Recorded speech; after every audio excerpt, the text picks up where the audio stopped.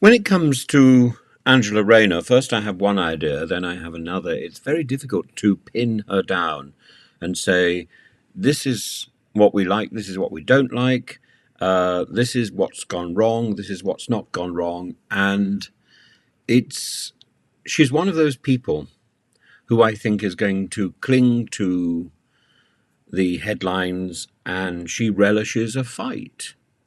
The Lord Ashcroft book, Red Queen, paints a particular picture of her. And no matter how he tries to spin it into being a hatchet job, in the end, her one-liners like, you show me yours, I'll show you mine, make it quite clear that she's up for the fight.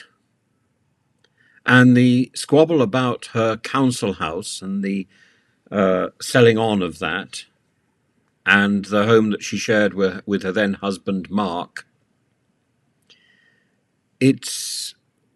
she may have done nothing wrong, but it doesn't stop the finger of suspicion from pointing at her, especially when she gives as good as she gets and clearly relishes the fight and relishes the profile, the cosmetic lift, the Apple AirPods, the reputation for being as much a bruiser as Lee Anderson.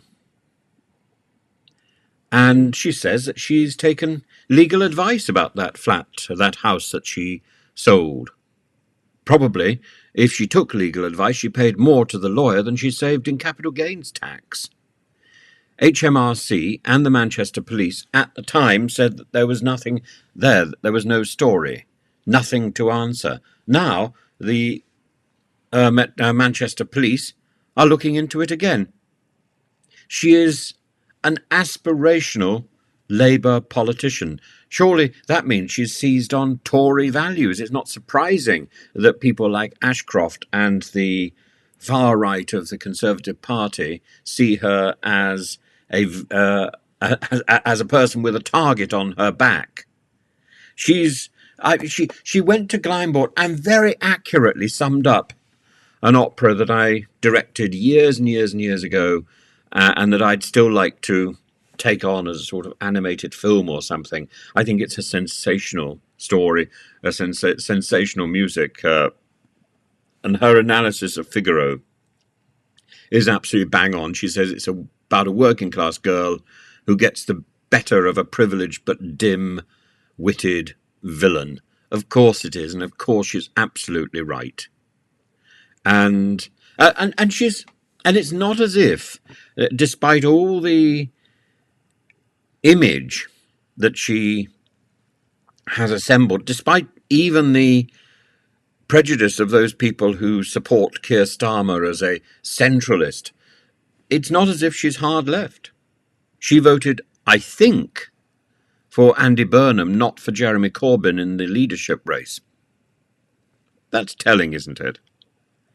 And that's one story, or it's one thought that has been troubling me over the night. The other thought is about Donald Trump and the hard right, in particularly in the Republican circles in America, and the way it embraces selective Christianity, in the way that Angela Rayner leans over and embraces selective Tory values.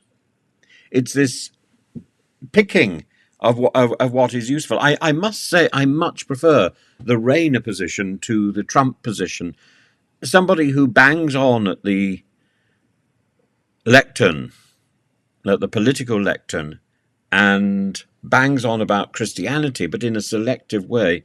You know, it's as if Trump and his friends have never thought of Mark 10:25, Matthew 19:24, or whichever the versions of the story you want about Jesus and the tax collectors, and easier for a camel to pass through the eye of a needle. Jesus wasn't endorsing wealth for the sake of wealth.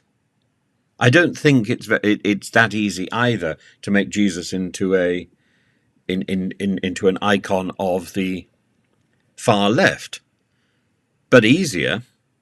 And yet Christianity has become this thumping ground for the Republican Party.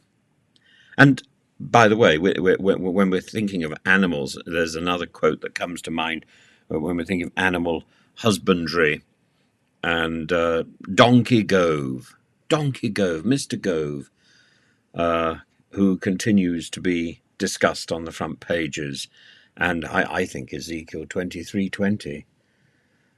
But I'm sure Mr. Gove would be flattered. But again, we have to choose our biblical references very carefully when we come to political aspiration. Do I feel safe with Angela Rayner holding the reins of power? Well, I think all politicians should be held to account, and all politicians should be open to being mocked and to being questioned. It's part of the job. And I would prefer a politician who smacks of humanity and has vulnerability to one who claims to rule as a sort of as an adjunct of God, and who clearly has not digested the full text of the of any religious code. I would prefer the Rayner position to the Trump position, though I don't really see Rayner as an American politician. I don't really. Could you imagine Rayner on Broadway? Don't Rayner my parade.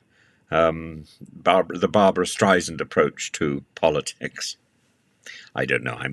I think I'm having a political riff this morning. I need my tea. I need a cup of tea.